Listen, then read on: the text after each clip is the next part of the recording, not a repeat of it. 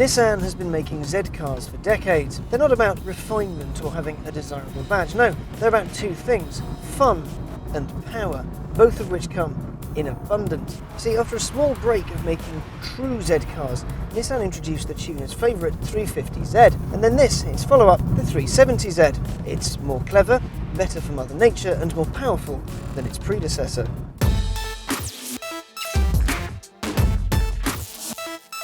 We could use words like flowing or dynamic to describe the 370Z, but that would be wrong. It's muscular. I know it seems odd to describe an entire car using that particular word, but that's what it is. It's muscular. Look at its smooth bonnet and boomerang light. It's all about looking like it's going to rip your face off.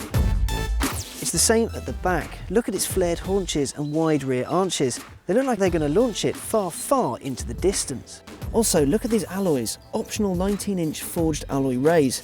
They're pretty special too. Appearance is everything with a car like this, so what happens in here is rather important.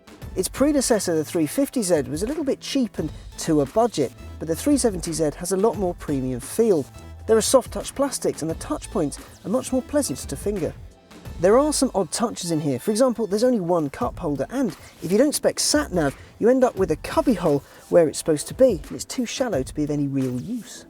You do get a glove box in the 370Z, and the boot is fairly capacious for a sports car, and unlike the 350Z, the torsion beam doesn't get in the way.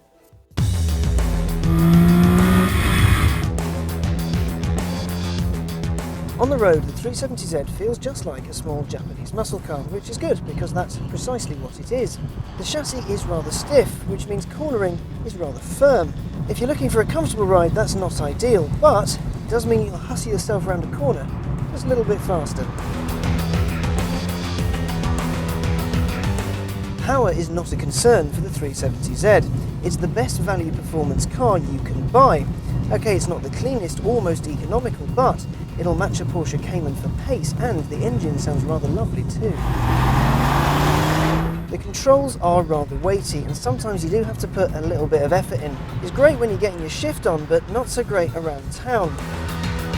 Town drivers will prefer the automatic gearbox, but it's nowhere near as satisfying as the manual. Speaking of the manual, it does have a rather clever trick up its sleeve. It's called SynchroRev. What it does is the car detects when you're changing down a gear and blips the throttle for a smoother transition. Now, if you're not schooled on your heel and toe, it is three things. 1, very clever. 2, very geeky. And 3, very fun. It can, however, lead to unnecessary downshifts just so you get to see the rev counter go all wobbly. The steering offers good feedback and is rather progressive, but we wouldn't go so far as to say it was confidence inspiring.